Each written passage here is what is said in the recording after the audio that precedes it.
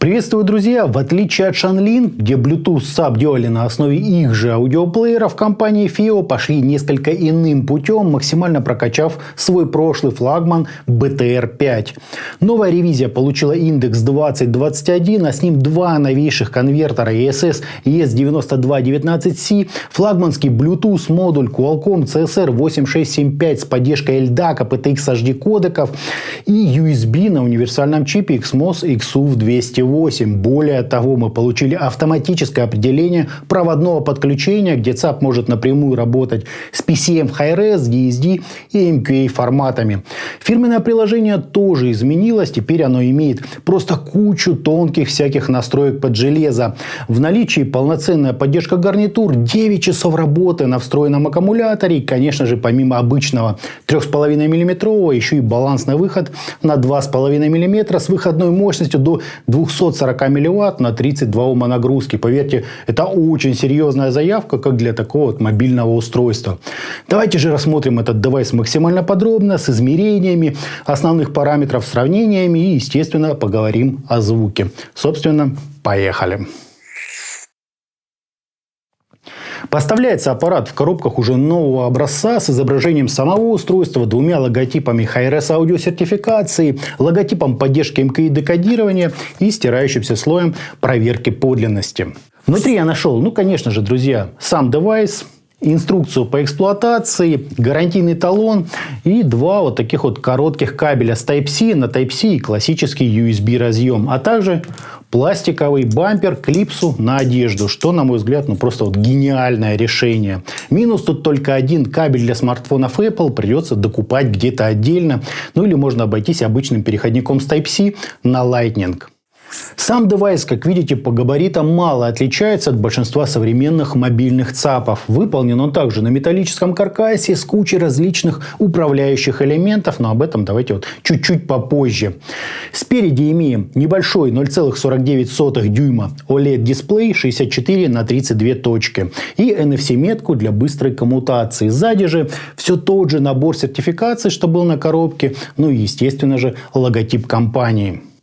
Вход здесь, как и положено, друзья, только лишь один на Type-C, а выхода целых два. Стандартный джек 3,5 мм и балансный 2,5 мм.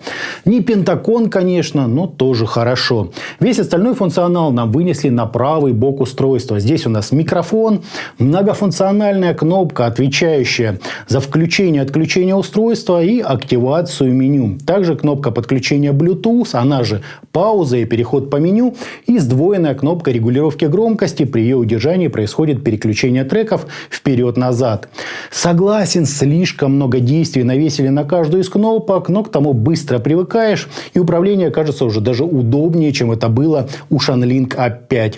Сами кнопки приятно кликают, вопросов к ним никаких нет. Собственно, сборка здесь, друзья, на отлично.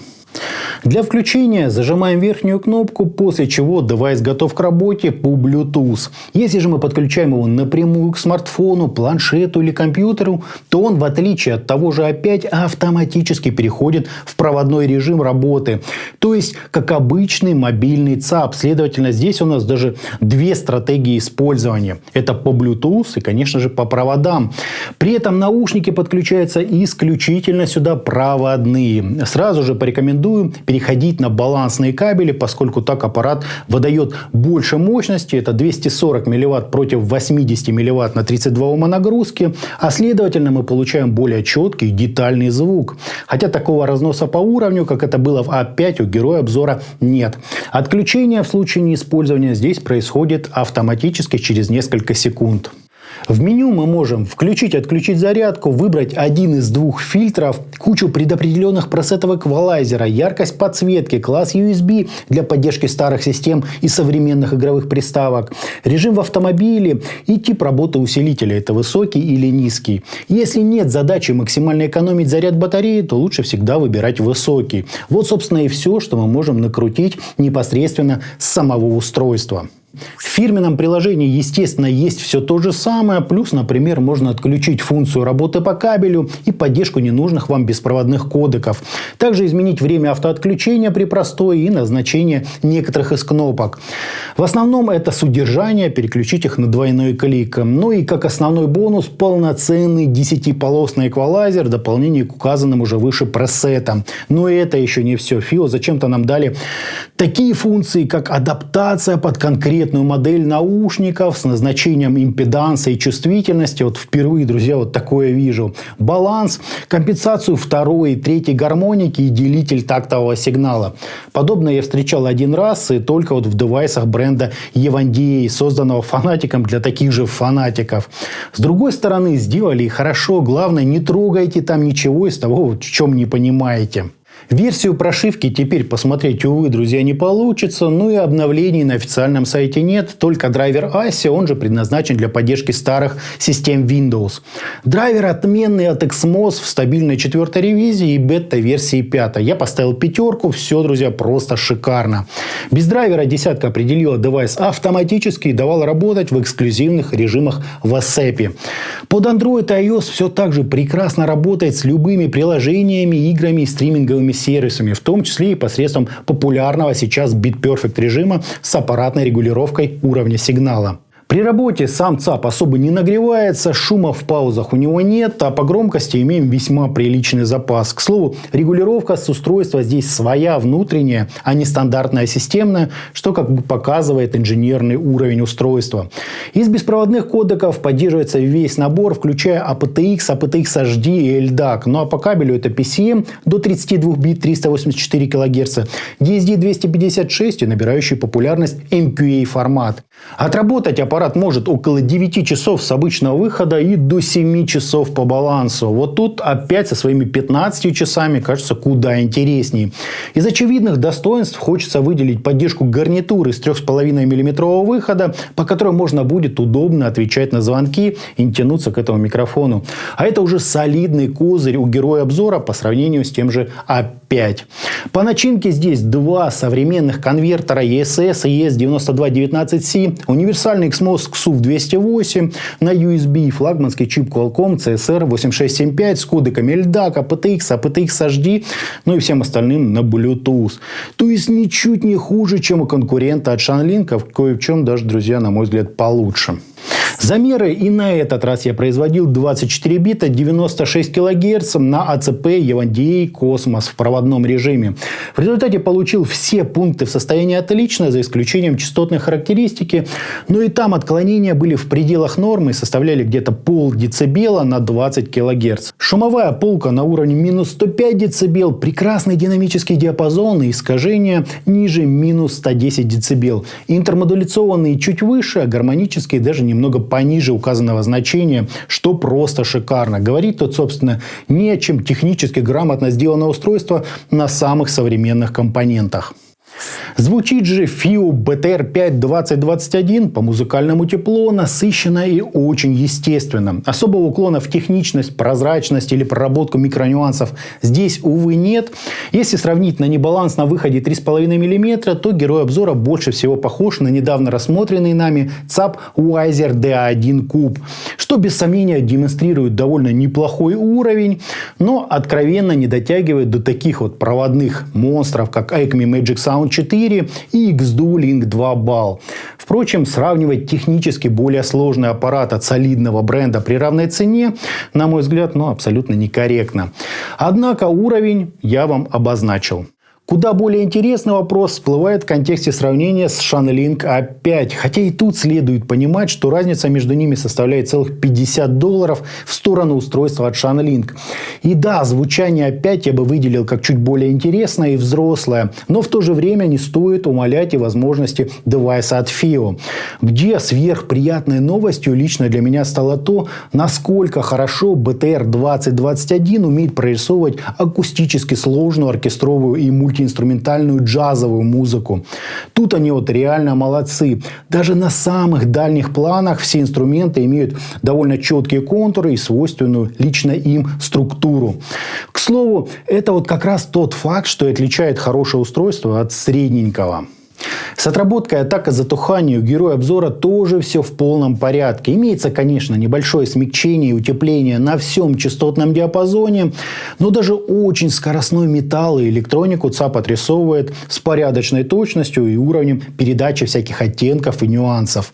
Бас заходит достаточно глубоко, при этом у него отличная динамика и хорошо различимая структура. Серединка теплая, певучая, с добротной передачей эмоций и тем самым аудиофилским тембральным объемом.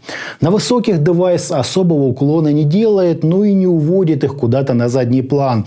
То есть все отзвуки тарелочек здесь вот как на ладони, но не подсвечиваются и не выпячиваются вам в лицо, что для Bluetooth устройства, наверное, самая лучшая стратегия, поскольку больше всего от Bluetooth кодеков страдают именно высокие частоты. Естественно, огромное влияние здесь будет оказывать и то, какие наушники вы планируете с ним использовать. Я бы рекомендовал что-то в достаточной мере насыщенное и в то же время максимально детальное. Лично мне на слух немного не хватало веса на средних частотах, так что нечто динамическое или фирменные арматурные драйверы должны этот момент хорошо так уравновесить. Но аналоговой теплоты и выразительности у ЦАПа хватает и так, отчего скорость и максимальный уклон в детали тоже поможет все сбалансировать. Впрочем, это не правило, а скорее рекомендация, смотря чего вы в конечном итоге хотите добиться. Лично мне очень понравилось, как девайс спелся. Треповин Alina, BQAce Autumn и Teen Hi-Fi P1+. Вполне могу рекомендовать их в пару к этому устройству. Наиболее же живой и притягательной могу назвать связку с внутриканальными наушниками Wiser Kylin Hen 0 3D. Какая-то просто сногсшибательная у них получилась синергия. Остальные тоже очень достойно, но, увы, уже не так круто. По звучанию же это уровень хорошего такого бюджетного плеера. Так что, если вы думаете взять плеер или беспроводной ЦАП к смартфону, то качественно большого разрыва, на мой взгляд, здесь не будет. А вот по удобству BTR5 2021, мне кажется, намного предпочтительнее. Итогом, беспроводной мобильный ЦАП FiiO BTR5 2021 прежде всего радует возможностью повесить его как клипсу на одежду, полноценной поддержкой гарнитуры и очень достойной выходной мощностью до 240 мВт на 32 Ома нагрузки на балансе. Не оставят равнодушными просто гора разнообразных настроек как с самого устройства, так и через приложение FiiO Control. Самое современное железо, превосходного уровня измерения, поддержка PCM, DSD, MQA форматов, ну и, конечно же, самых актуальных Bluetooth кодеков в лице aptX HD и LDAC.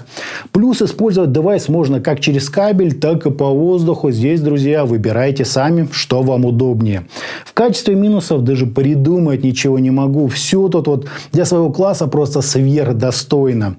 По подаче же мы имеем довольно приятное, теплое звучание без излишней четкости и прорисовки микронюансов. Зато выразительное, мелодичная и грамотно реализованная. Тест при помощи сложной оркестровой музыки данный ЦАП прошел на ура. А это очень, друзья, важный показатель. Не скажу, что я совсем уж остался в восторге. Все-таки конкурент в лице Shanlink A5, на мой взгляд, еще интереснее. Однако там и ценник другой, да и вообще подход к звуку достаточно сильно отличается. В своем же сегменте FiiO BTR5 2021 реально показал класс. Сверхудобный, функциональный. Да одни только тонкие настройки чего стоят. И о фирменном плеере FiiO Music тоже не стоит забывать. Реально достойный аппарат, но с правильно подобранными наушниками так вообще просто бесподобный. А на этом у меня все. Это был беспроводной мобильный ЦАП FiiO BTR5 2021. Всем добра, всем пока-пока. Подписывайтесь на канал и оставляйте свои комментарии под данным роликом.